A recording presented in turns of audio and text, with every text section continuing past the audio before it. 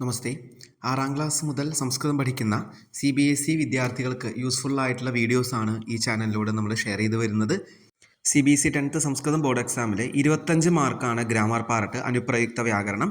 അതിലെ ഓരോ ടോപ്പിക്സും ഈ ചാനലിൽ നമ്മൾ അപ്ലോഡ് ചെയ്തിട്ടുണ്ട്. അതിൻ്റെ പ്ലേലിസ്റ്റ് ചെക്ക് ചെയ്യാം.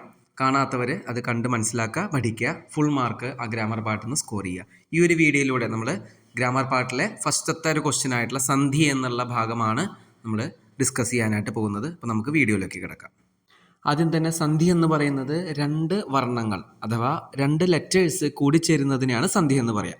അപ്പോൾ ഈ രണ്ട് ലെറ്റേഴ്സും കൂടിച്ചേരുമ്പോൾ ഒന്നുകിൽ പുതിയൊരു ലെറ്റർ ഫോം ചെയ്യും, അല്ലെങ്കിൽ ഒരു ലെറ്റർ അത് ഡിസപ്പിയർ ആയിട്ട് പോവും. അങ്ങനെ ചെറിയ ചെറിയ മാറ്റങ്ങൾ വരുന്നുണ്ട്.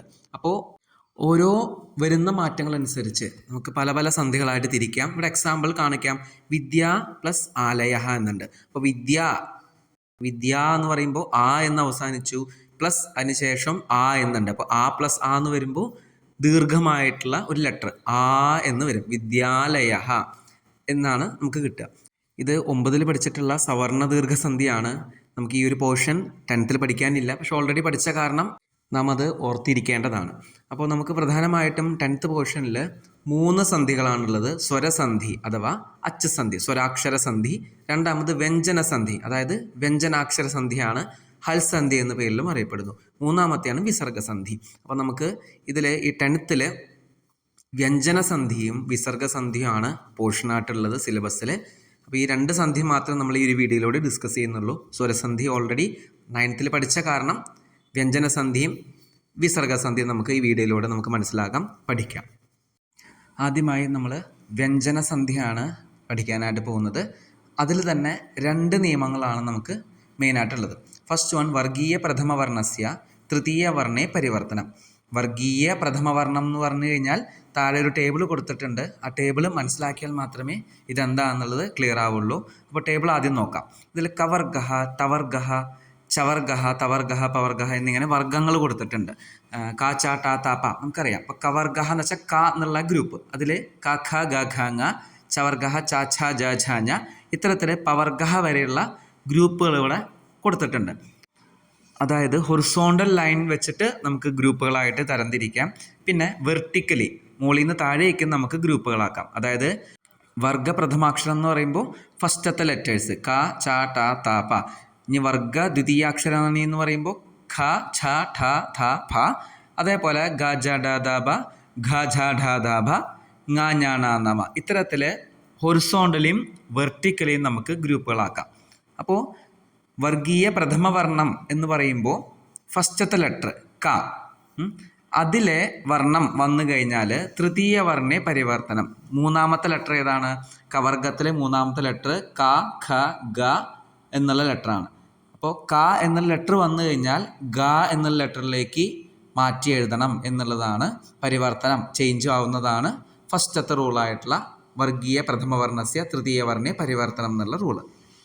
നിയമം കൃത്യമായിട്ട് നോക്കാം. വർഗീയ പ്രഥമാക്ഷര ക ച ട ത പ എന്നുള്ളതാണ് നമുക്ക് ഓൾറെഡി മനസ്സിലായതാണ്.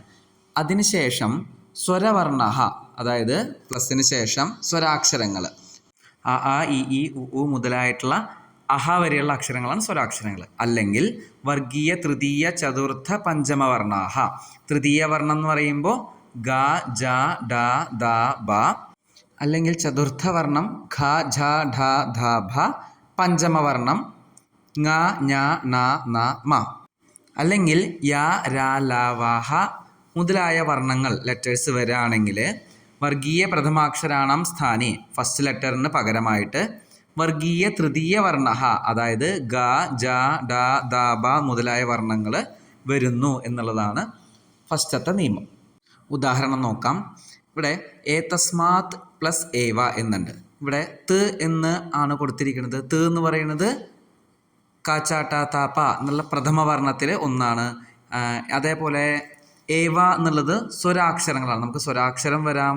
അതുപോലെ വർഗീയ തൃതീയ ചതുർത്ഥ പഞ്ചമ വർണ്ണങ്ങൾ, അല്ലെങ്കിൽ യാരാലാവാഹ മുതലായ വർണ്ണങ്ങൾ വരാം. ഇവിടെ സ്വരാക്ഷരം വന്ന കാരണം തവർഗത്തിലെ മൂന്നാമത്തെ ലെറ്റർ ആയിട്ടുള്ള ത ഥ ദ എന്നുള്ള ദകാരം വന്ന കാരണം ഇപ്പോൾ ഏതസ്മാത് ഏവ എന്നുള്ളത് ഏതസ്മാത് ഏവ ആയിട്ട് ഏതസ്മാദേവ എന്നുള്ള രൂപത്തിലേക്ക് നമുക്ക് കിട്ടും.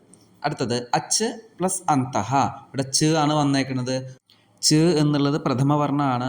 അതിനുശേഷം ആ അന്തഹ എന്നുള്ളതിൻ്റെ ആ എന്ന് പറയുമ്പോൾ സ്വരാക്ഷരമാണ്. അപ്പോൾ നമുക്ക് സ്വരാക്ഷരം വർഗീയ തൃതീയ ചതുർത്ഥ പഞ്ചമ വർണ്ണങ്ങളൊക്കെ വരാം, യാരാലാവഹ വരാം.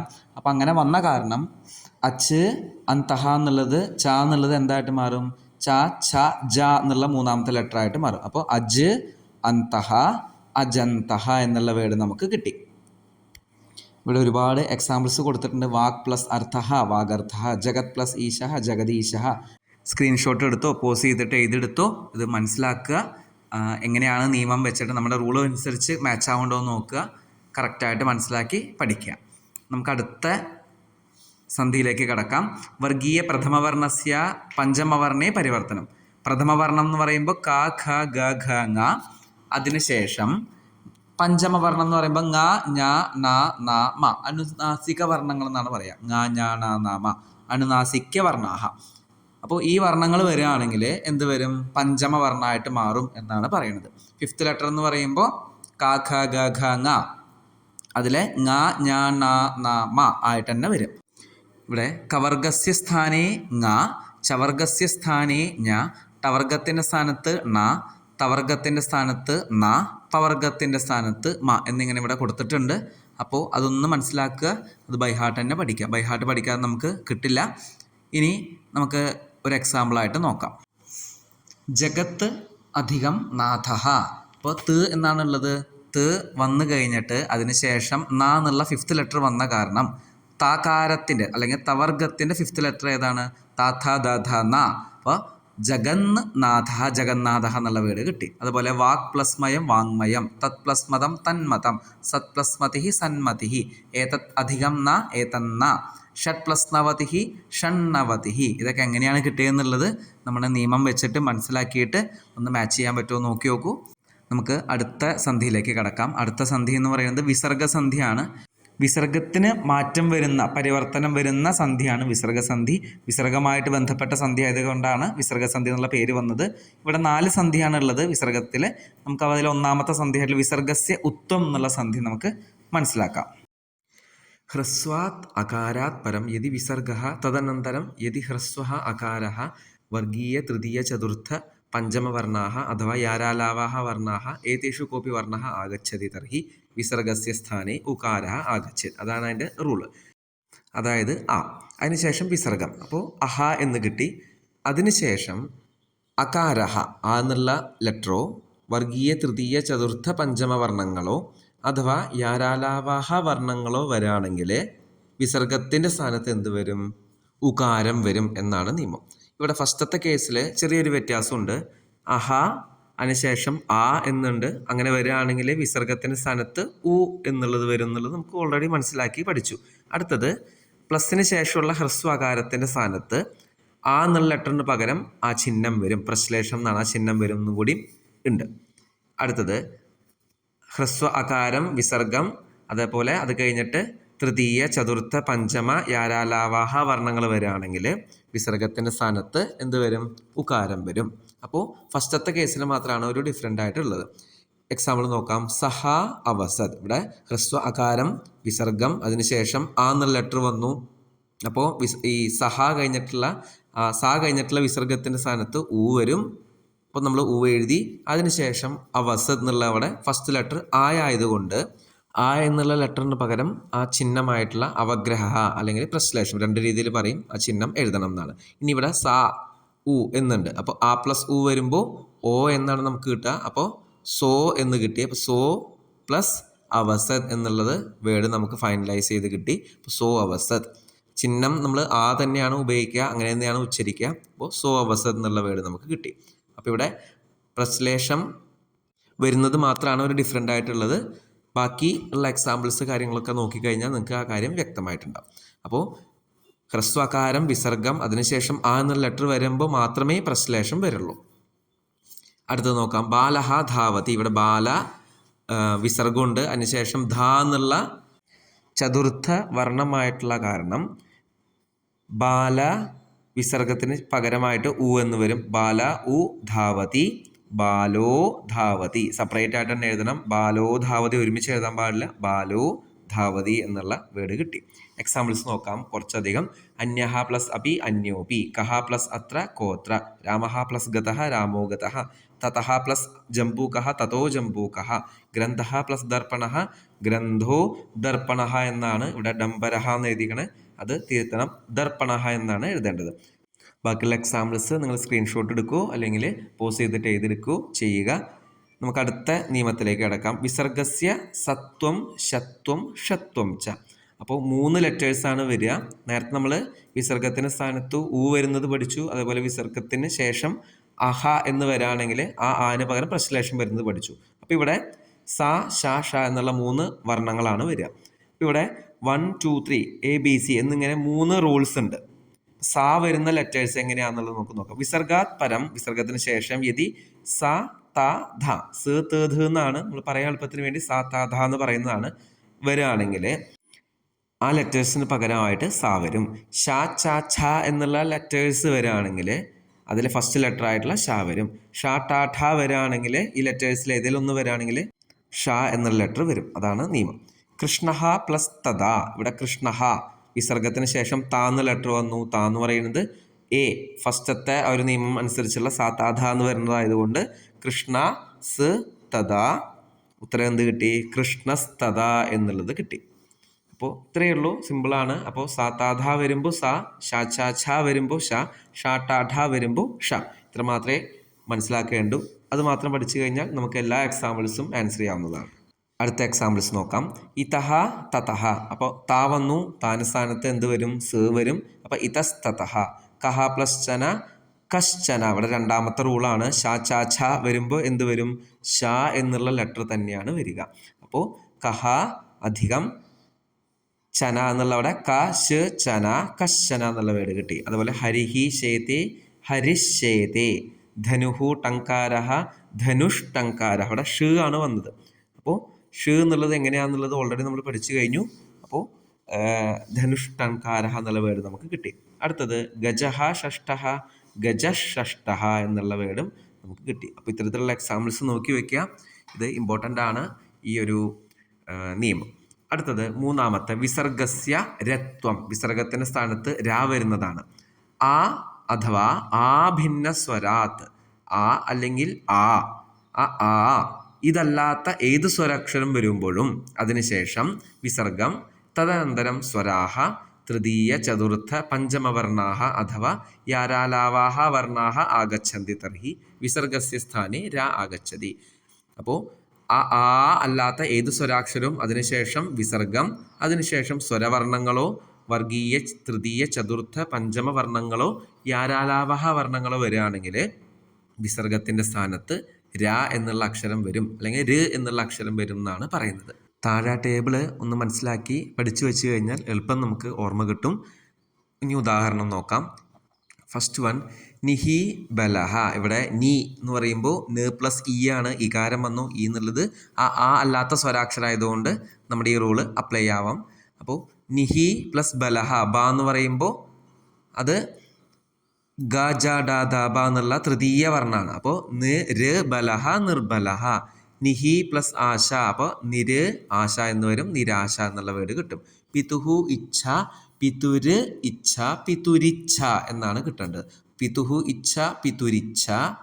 മുനിഹി പ്ലസ് അയം മുനിരയം. ദേവീഹി ഉവാച ദേവീര് ഉവാച എന്ന് കിട്ടി. അതിനുശേഷം ലാസ്റ്റായിട്ട് ദേവീരുവാച എന്നുള്ള വേർഡിലേക്ക് നമുക്ക് കിട്ടും. അടുത്തത് നാലാമത്തെ സന്ധിയാണ് വിസർഗസ്യ ലോപഹ എന്നുള്ള നിയമം.